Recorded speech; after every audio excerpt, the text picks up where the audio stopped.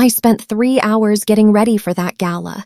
3 hours convincing myself the past couldn't find me inside a 5-star hotel lobby. I was wrong. It took my ex exactly 4 seconds to shove me into a marble wall in front of 200 people. And it took the man standing 12 feet away exactly 5 seconds to decide that was the last mistake Gary Allen would ever make in this city. So look, I need you to understand something before I tell you what happened that night. I am not the kind of woman who walks into a room hoping to be noticed. I never was. But that Friday, that specific Friday in November, I had a reason to try. My firm had just landed a sponsorship seat at the Hartwell Charity Gala, and my boss, Patricia, made it real clear that attendance wasn't optional. Farah, we need faces at that table. Yours especially. So I put on the red dress, the one I'd bought 6 months ago and never worn. The one that still had the tags on it, still had that someday energy, you know what I mean? I zipped it up, told myself I looked like somebody who had her life together, and I walked into the Grand Meridian Hotel like I belonged there. And honestly, for about 45 minutes, I did. The lobby was everything. High marble ceilings, crystal chandeliers that cast this warm golden light over everybody like the whole room was lit by money, men in tuxedos, women in gowns, the kind of crowd where even the wait staff looked more polished than my entire wardrobe. I had a glass of sparkling water in my hand. I was networking. I was present. And for the first time in almost 2 years, I felt something close to safe. I didn't realize Gary had followed me there until I heard his voice. Farah. Just one word, but my whole body knew it before my brain caught up. My stomach dropped. My grip tightened around that glass, because that wasn't the voice of a man who wanted to talk. I'd heard that voice before, in a hallway, in a parking lot, in the stairwell of our old apartment building. That was the voice that came right before something broke. I turned around slowly, and there he was. He looked wrong. That's the only word for it. He was underdressed, wearing this rumpled gray blazer over a t-shirt like he'd thrown it on in a rush, and he stood out in that crowd the way a crack stands out in marble. His eyes were red, not red like he'd been crying, red like he hadn't slept, red like he'd been working himself up for this moment for days. You didn't think I'd find out you were here?" he said, already moving toward me. "Gary." I stepped back. "You can't be here. You know you can't be here." "Don't." He cut me off, his voice rising just enough that the 2 people nearest to us glanced over. "Don't do that, voice. Don't act like I'm the problem." Here's something most people don't know. And I mean this genuinely. This is something domestic violence researchers have documented, but almost nobody outside of those circles talks about. The most dangerous moment for a survivor isn't during the relationship. It's right after she leaves. Studies show that a woman's risk of being seriously harmed by an abusive partner increases by up to 75% in the weeks and months following separation, because that's when his control is truly gone. And men like Gary don't know how to exist without it. I knew that. Somewhere deep in my nervous system, I knew that. But knowing a thing and surviving it in real time are 2 completely different experiences. He closed the distance between us before I could think. His hand shot out, grabbed my shoulder, and shoved me hard into the marble pillar behind me. The impact rattled through my spine. My water glass hit the floor. I heard it shatter like it was underwater, like the sound was coming from somewhere far away, because all I could process was Gary's face, inches from mine, twisted into something unrecognizable. "You think you can just start over? You think you can just erase me?" He was screaming now, actually screaming, in the middle of a black tie gala, in front of 200 people. "You don't get to do that, you hear me? You don't get to do that." And the crowd, those 200 people in their beautiful gowns and their tailored tuxedos, they did what crowds always do. They froze. I saw a woman in a silver dress bring her hand to her mouth. I saw a man in a tuxedo physically step back. I saw 3 phones come up, not to call anyone, just to record. Because that's the world we live in, y'all. People will document your worst moment before they'll interrupt it. I was pressed against that wall, Gary's hands on me, tears already burning down my face, and I felt that specific, humiliating loneliness that only happens when something terrible is occurring in public and nobody moves. You know that feeling? That moment when you realize help isn't coming? When you realize you are completely, utterly alone in a room full of people? That's where I was. And then I saw him. He was standing maybe 12 feet away. Maybe less. I almost missed him at first, because he was the stillest person in the room. While everyone around him was shifting, gasping, pulling out their phones, he hadn't moved an inch. He was just watching. Sharp features, dark hair slicked back perfectly. Black suit so precisely fitted it looked like it had been sewn onto him. He had this expression. Not shock, not concern, not discomfort. Just cold, quiet calculation, like a man doing math in his head.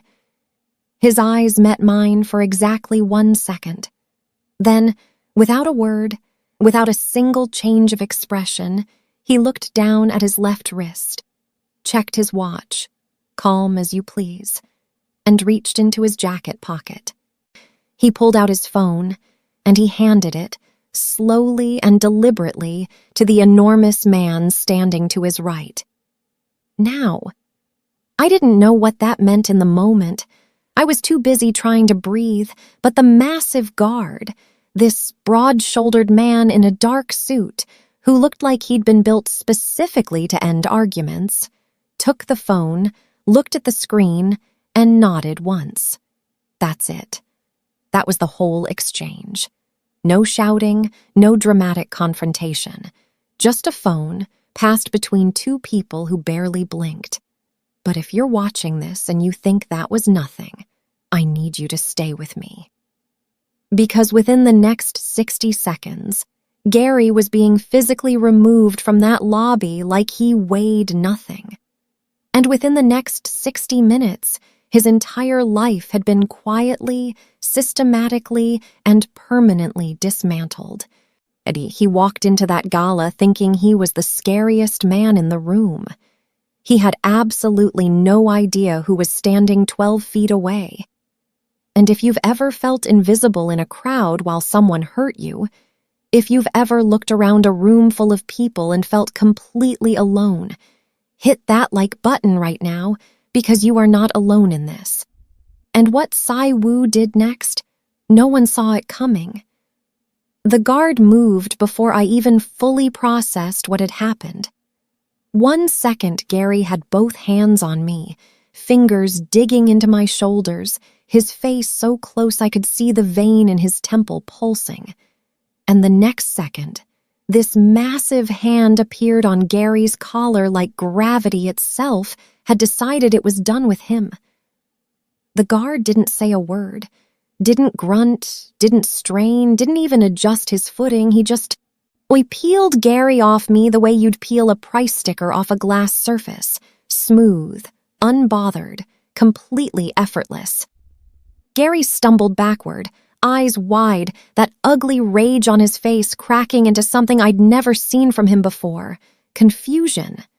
Pure, genuine confusion. Because in all the years he'd been doing this to me, nobody had ever actually stopped him.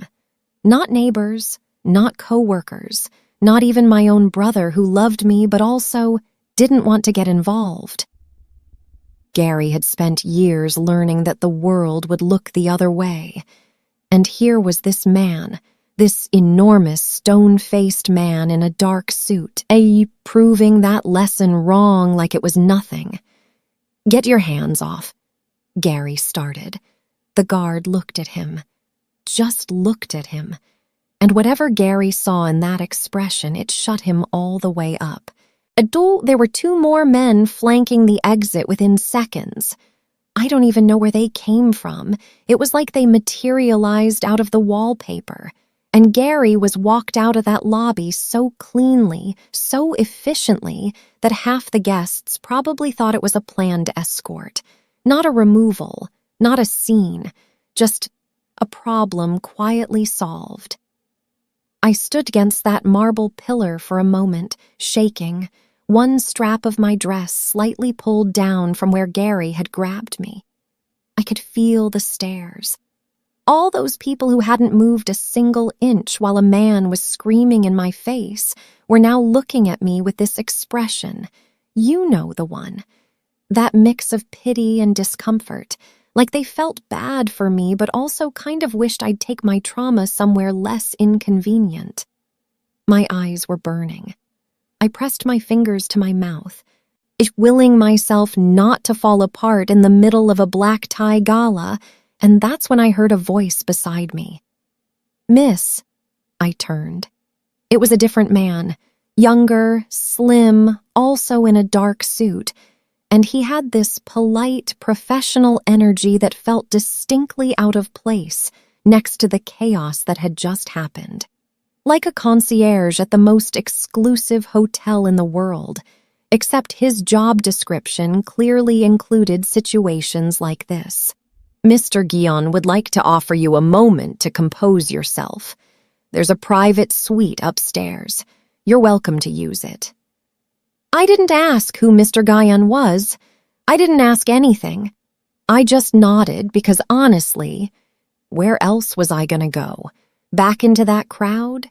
Back to Patricia's table so my coworkers could watch me cry into a shrimp cocktail? I followed him to the elevator, still holding what was left of my dignity in both hands. The penthouse floor wasn't on the regular elevator panel. The man used a key card, matte black, no logo, and pressed a button that wasn't labeled. The doors opened to a private corridor that smelled like cedar and something expensive I couldn't name. The walls were a warm ivory. The lighting was low and golden. There was actual art on the walls. Not prints, not framed posters, actual paintings that looked like they belonged in a museum and probably cost more than my apartment building.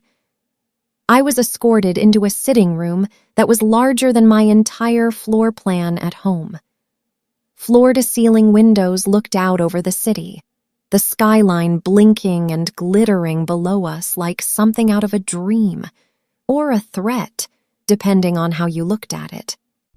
"Someone will bring you something for your dress," the man said quietly, and then he stepped back and disappeared.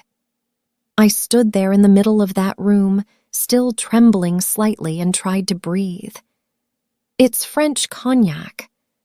I spun around. He was standing near the bar. I hadn't even heard him come in, which, in hindsight, should have told me everything. Guion Siwoo. Up close, he was sharper than he'd looked from across the lobby. Everything about him was precise. The line of his jaw, the exact placement of his pocket square, the way his dark eyes moved over me, not in a predatory way, not in the way Gary used to look at me like I was something he owned. More like assessment, like a man quietly cataloging information. He had a glass already poured. He held it out toward me with his right hand, and that's when I saw the tattoos. Just dark ink across his knuckles, trailing up the back of his hand. Not faded, not old. Sharp and intentional. They didn't match the suit. They absolutely matched his eyes. I took the glass. My hands were still unsteady. "Thank you," I managed. For what your man did downstairs. I don't know what would have—" "He won't be an issue," 4 words. Just 4 words, said so quietly and so flatly that there was no space in them for argument, for follow-up questions, for anything. He said it the way you'd say the meeting's at 3, just a fact, a thing already decided, already done.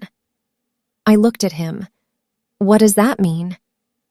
He held my gaze for a moment, then glanced toward the window, like the city itself was answering for him. It means exactly what I said. Gary figured it out in stages. First, the key card. He'd gotten back to his apartment building still furious, still rehearsing the argument he was going to have with me eventually, whenever he could get to me again. And the door reader blinked red. He tried it twice, 3 times, then called the front desk. The woman on the other end was apologetic, professional. I'm so sorry, Mr. Allen. It appears your access has been deactivated. I'm seeing a notation here from building management. You'll need to contact the leasing office first thing Monday. Then the bank app. He opened it standing in the lobby of his own building, and the balance made his stomach lurch. Not because it was empty. It was worse than empty. It showed a sequence of pending administrative holds that he'd never seen before, flagged by the fraud department at a level that would require in-person verification to resolve. Every account. All 3. Then his phone rang. He almost didn't recognize the number, but he answered out of habit, and his regional director's voice came through tighter than he'd ever heard it. Gary, I need you to know this conversation is being documented. HR has been notified. Effective immediately, your access to company systems has been suspended pending a full review. We'll be in touch about the formal separation process. He stood in that lobby for a long time after the call ended, not moving, just standing there, the phone in his hand, trying to piece together what had just happened in the last 45 minutes. Here's something most people don't know about how organized crime and high-level financial power actually intersect in major cities, and I don't mean the TV version. Real financial leverage at that level doesn't require violence, doesn't require a single illegal act. Technically, it requires relationships. The right phone call to the right person at the right institution. A word dropped in the right ear. A flagged account here, a conversation with an HR director there. Sociologists who study organized crime call it shadow governance. The quiet management of outcomes by people who operate just below the visible surface of legitimate power. It's not dramatic. It's actually more frightening because it's invisible. Gary had never encountered it before. He thought power meant being the loudest person in the room. He had no idea he'd walked into a building owned by a man who didn't need to raise his voice. The rage came back, harder and uglier than before. But now there was something underneath it. Something he wouldn't have admitted out loud if you asked him. Fear. And what fear does to a man like Gary, a man whose entire identity is built on control, is it doesn't calm him down. It focuses him, narrows him, turns him obsessive. He couldn't get to Siwoo. He didn't even fully understand what Siwoo was yet. But he knew where I lived. I tried to go back to normal. I want you to understand that. I genuinely tried. I went back to work Monday morning in my navy blazer and my sensible heels, coffee in hand, telling myself that the gala had been an aberration, a bad night, a thing that happened and was now over. My firm was on the 14th floor of a building downtown, and I had 2 proposals due by Thursday, and I had every intention of putting my head down and disappearing into the work. I got off the elevator and stopped walking. He was standing near the stairwell door, not near the elevator bank, not at reception, near the stairwell. 6'3" at least, dark suit, hands clasped in front of him, facing the hallway with the same energy a very large, very patient mountain might have. I recognized him. The guard. Siwoo's guard. He looked at me when I stepped off the elevator, gave the smallest nod, not hello, more like acknowledged, and then returned his gaze to the hallway. My co-worker Destiny appeared at my elbow, eyes wide, voice low. "Farah, that man has been here since before 7. Building security tried to ask him to leave and he showed them something on his phone and they just let him stay. Who is he?" "It's a long story," I said. "Don't worry about him."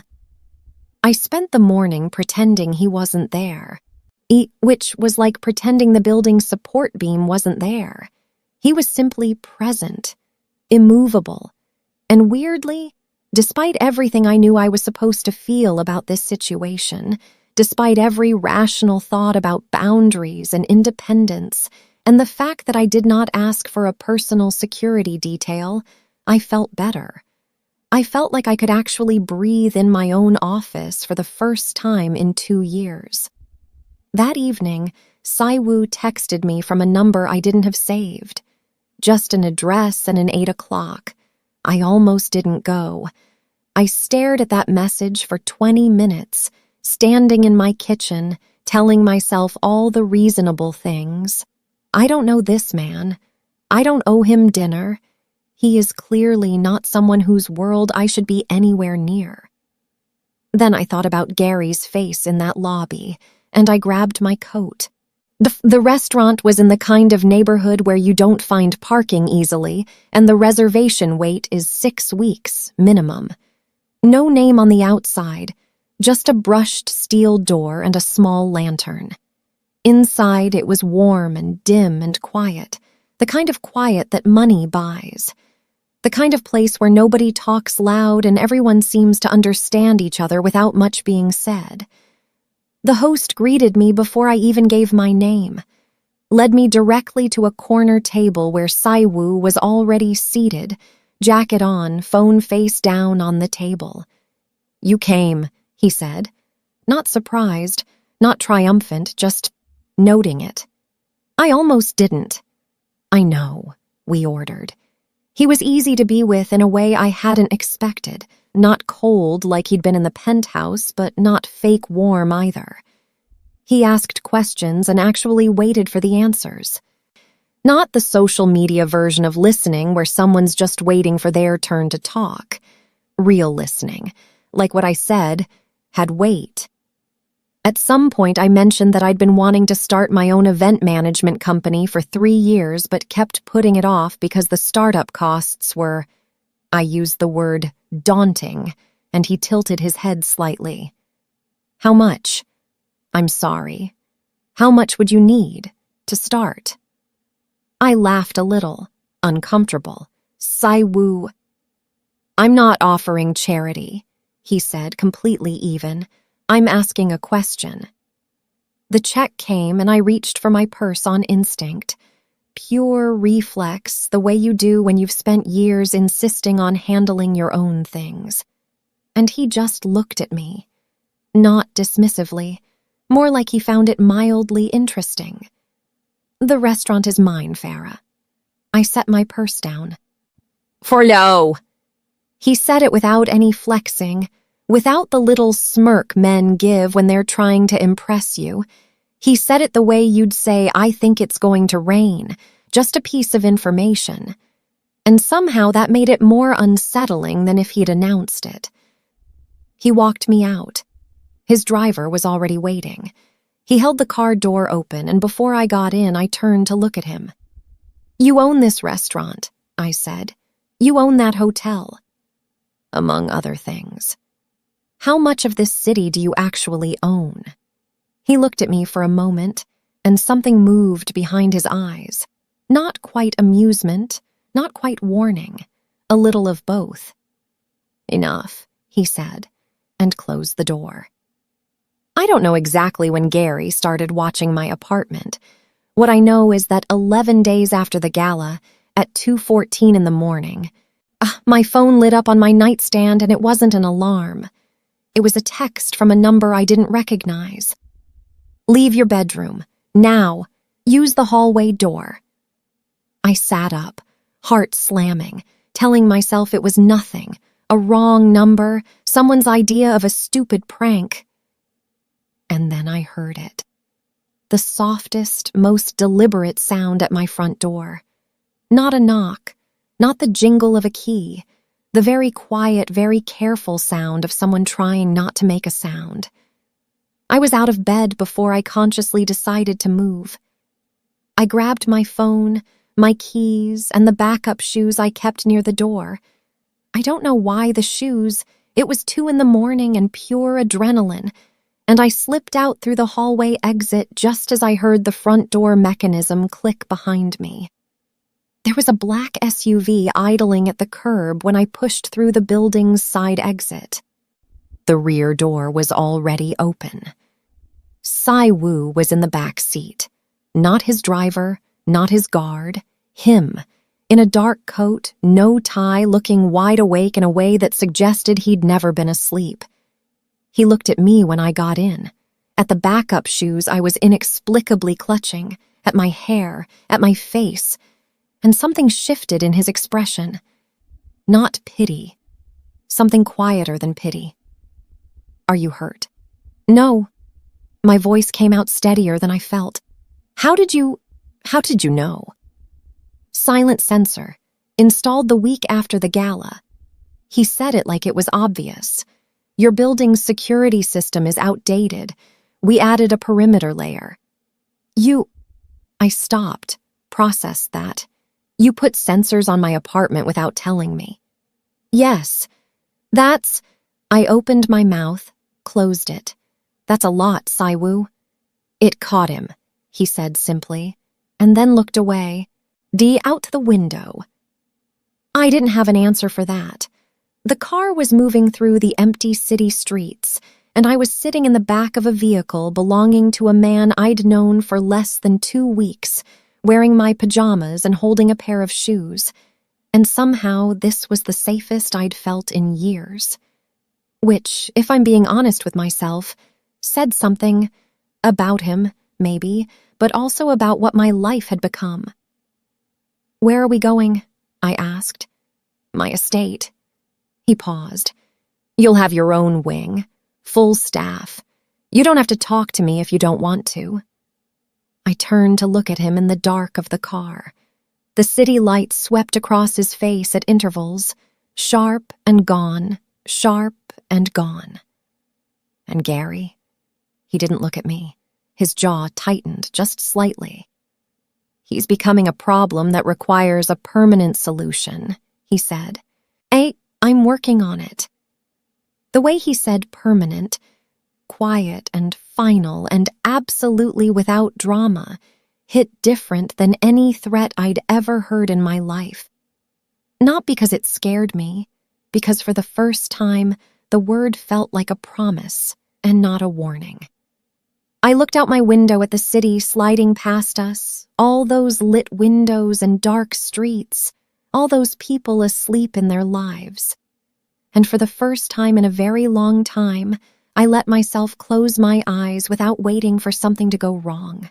If you've ever laid awake at 2 a.m. listening for a sound that shouldn't be there, you already know exactly what Farah was feeling in that car. And if you want to know what Siwoo does when Gary finally pushes too far, subscribe. The next chapter is where everything changes, and no cap, you are not ready for what Siwoo tells her about those tattoos. Siwoo's estate was the kind of place that didn't apologize for itself, not a mansion in the showy look-what-I-have way. More like a building that had decided a long time ago exactly what it was and stopped caring what anyone thought about it.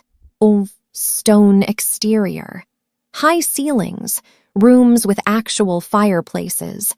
My wing had its own sitting area, a bathroom larger than my old living room, and a view of a garden that was somehow perfectly manicured at 3 a.m, which told me everything I needed to know about the level of staff running this place. I didn't sleep well. not because I was scared. Weirdly, for the first time in weeks, the fear had quieted down.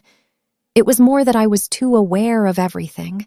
The unfamiliar sounds of the house settling, the distant hum of the city beyond the grounds, the simple, disorienting fact of being here. By the third morning, I'd found a rhythm. Coffee in the garden before the staff started moving, calls with my office from the sitting room, and every evening, somewhere around 7, Siwoo would appear in the doorway of the main sitting room, not inviting himself in, just present. Like he was checking on something without wanting to admit that's what he was doing.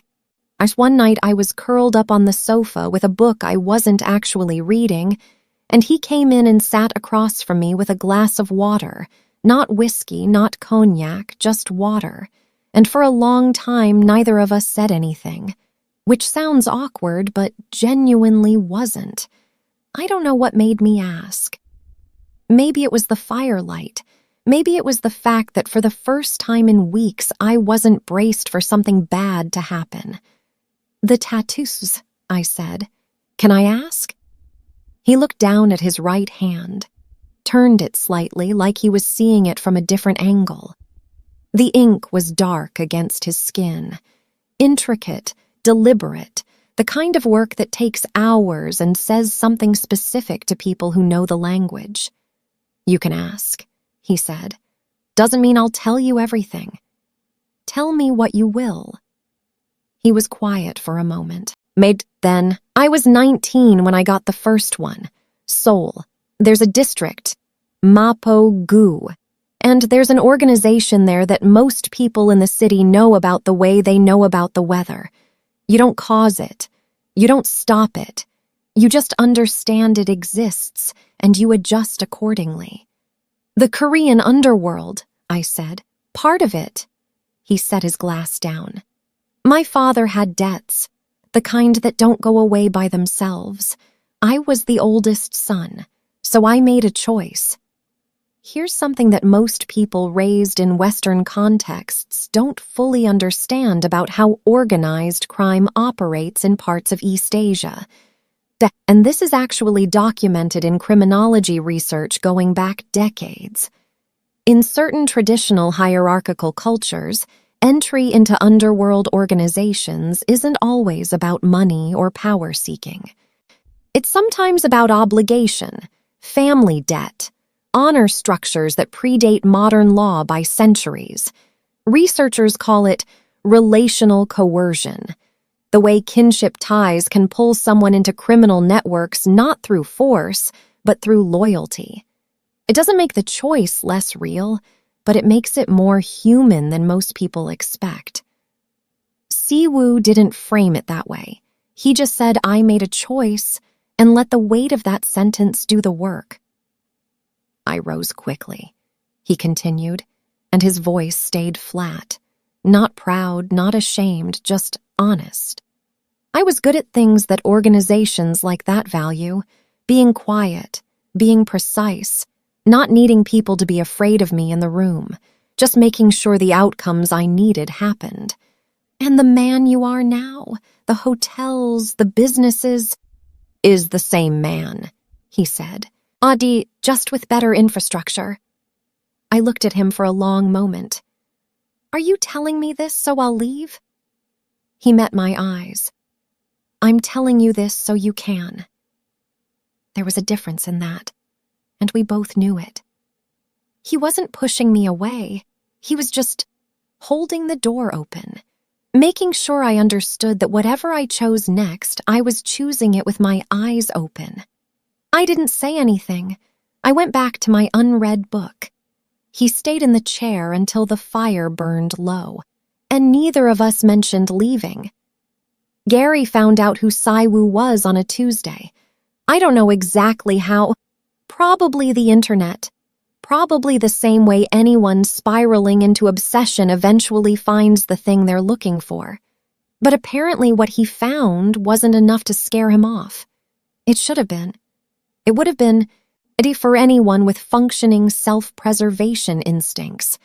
But Gary had been fired, evicted, financially frozen, and publicly removed from an event that was supposed to be his territory, all within the span of about 2 weeks. And what that had done to him wasn't what most people would expect. It hadn't humbled him. It hadn't made him cautious.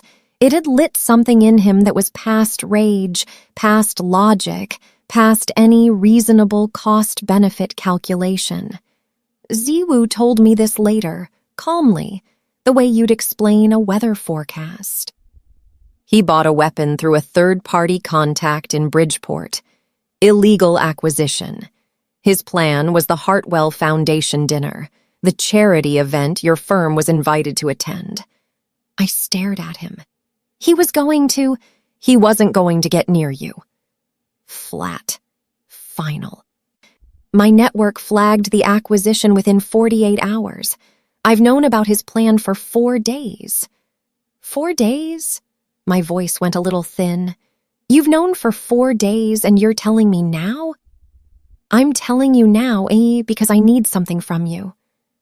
That got my attention.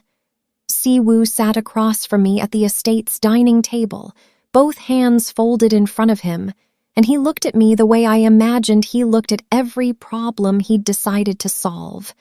Completely. Permanently. I want to end this, he said. Not manage it, not delay it, end it. But to do that, I need him to move. I need him to believe he has an opportunity. I understood what he was saying before he finished the sentence. You want to use me as bait? I want to ask if you're willing to be visible, with full coverage, every exit covered. You would never be in actual danger. I'd stake my life on that. You'd stake your life on it, I repeated. Yes. I thought about the parking garage of the Hartwell Foundation venue. I thought about the 2:14 alarm, the shoes I'd grabbed, the way my body had gone into survival mode so automatically that I hadn't even realized I was moving. I thought about all the years of looking over my shoulder, all the mornings I'd woken up already braced, all the times I'd made myself smaller and quieter and less visible because I thought that was the way to stay safe.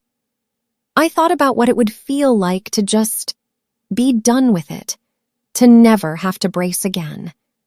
Okay, I said. Tell me what to do. The Hartwell Foundation dinner was on a Thursday.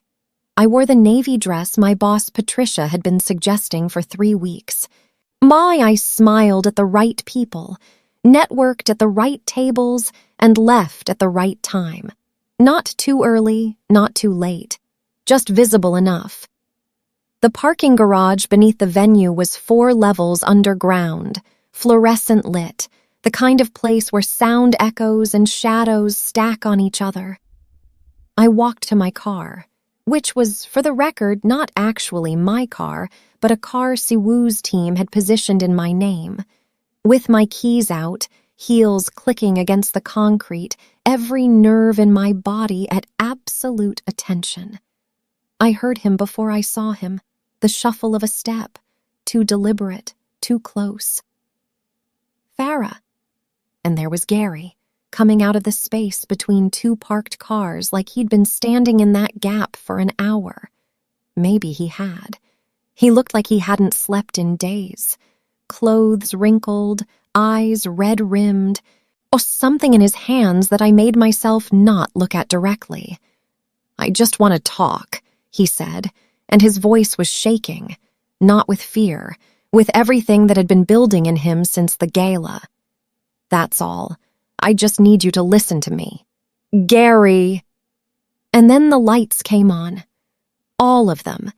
Every overhead fluorescent in that level, flooding the garage in white light so sudden and complete that Gary actually flinched and threw his arm up over his eyes.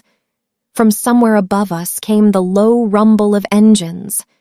2 black SUVs rolling down the ramp from either direction, moving slowly and with absolute purpose, stopping at the exits like they'd been parked there in another dimension, just waiting. Gary spun around, Spun back. He was calculating, I could see it. Exits, angles, options, and finding nothing. A car door opened. One. The sound of shoes on concrete. Unhurried. Even. Siwoo came into the light with his jacket folded over one arm. He handed it to someone without looking. He had his sleeves rolled up. First time I'd ever seen that. The tattoos on his forearms fully visible in the harsh, overhead light. He stopped about 10 feet from Gary and stood there with his hands loose at his sides, completely at ease, like he'd been here 100 times before.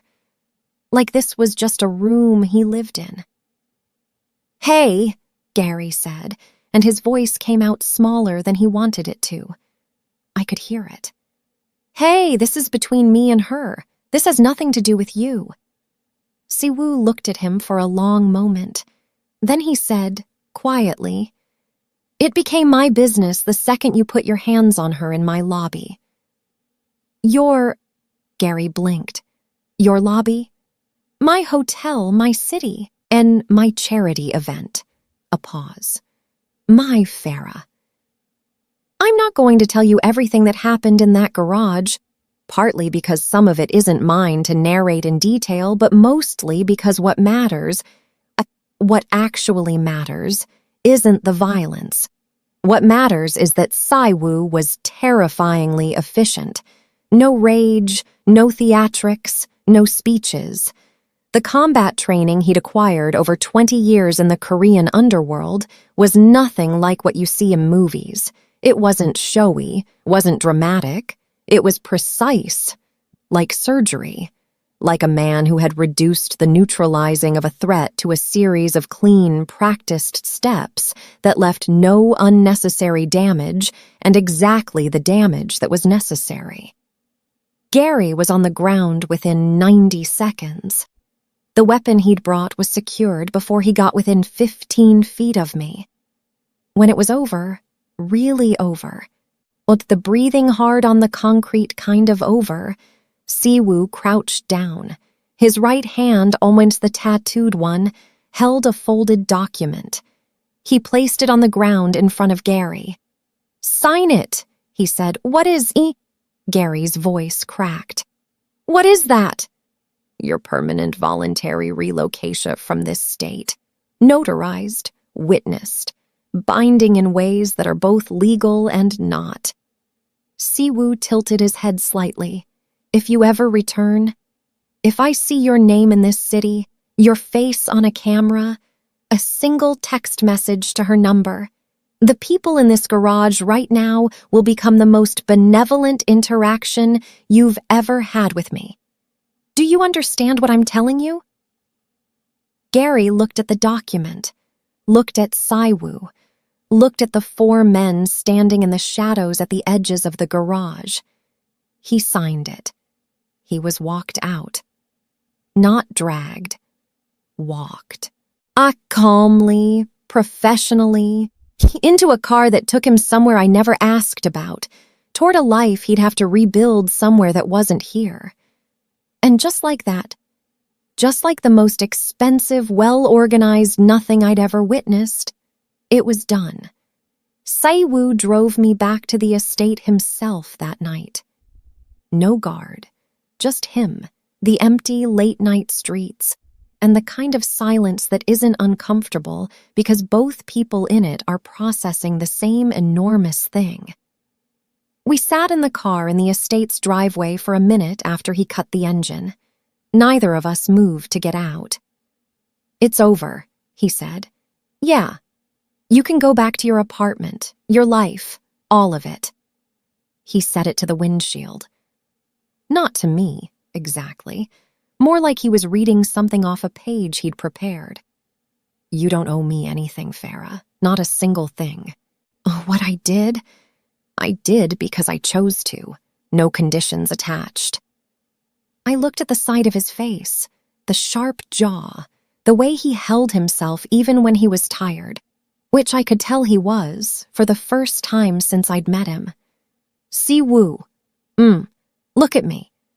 He turned, and I reached over, took the lapel of his jacket between my fingers and pulled him toward me. Not dramatically. Not the way it happens in movies where the music swells and the lighting shifts and somebody says something perfect. Just, I pulled him in. Quietly, deliberately, like I'd made up my mind about something and I was done deliberating. I'm not going back, I said, not because I'm scared, because I don't want to. Something moved across his face, not quite a smile, but the architecture of one, the possibility of one. You understand what my world is, he said. I understand what my world was without you in it, I said. I'll take yours. The next Hartwell Foundation gala was 6 weeks later. I wore red. Not the same red dress. That one had a pulled strap and a memory attached to it I was done carrying. A new one, floor-length fitted with a neckline that said I am not making myself small for anyone in this room. My hair was up. My heels added 3 inches I didn't need. Siwoo met me at the top of the staircase in a black tuxedo, his hair perfect, his tattooed hand extended toward me with the ease of a man who had decided, somewhere between a parking garage and a quiet car ride home, that this was simply where he was now, at the bottom of a staircase, waiting for a woman in a red dress. We walked into that lobby together. Yeah, the same chandelier-lit lobby where 6 weeks earlier, I'd been shoved against a marble pillar while 200 people watched and did nothing. Nobody froze this time. Nobody pulled out their phones. Every eye in the room tracked us, not because something terrible was happening, but because of the way we moved. The way he moved beside me, one hand at the small of my back, with that particular energy that said this woman is with me in a language that doesn't need translation. I didn't feel like I was being protected. I felt like I was being accompanied. There is a difference. And learning that difference, understanding the gap between someone who controls you and someone who stands beside you, that's the thing nobody teaches you before you end up in a relationship like the one I'd just left. And look, here's what I want you to actually take from this story, because this isn't just entertainment, y'all. Real talk. Research on coercive control shows that abusers like Gary operate on a very specific psychology. They don't start with shoves against marble walls.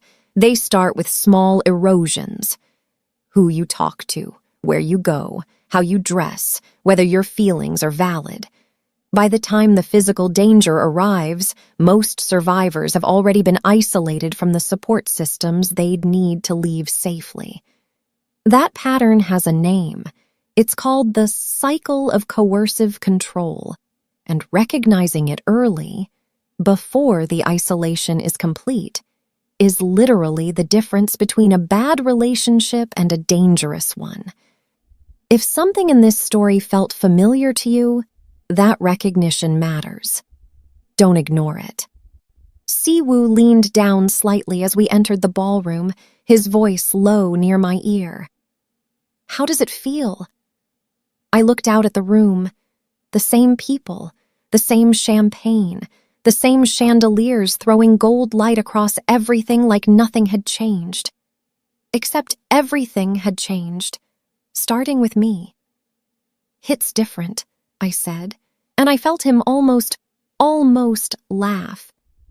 This story is really about one thing underneath all the drama and the dark romance and the parking garage showdown. It's about what happens when a woman stops waiting for the world to decide she deserves to be safe and starts making that decision herself. Farah didn't find Siwoo. She survived long enough, stood still long enough, refused to disappear long enough that the right person finally looked in her direction. And when he did, she had the courage to reach back. That's the lesson. Survive first, then choose.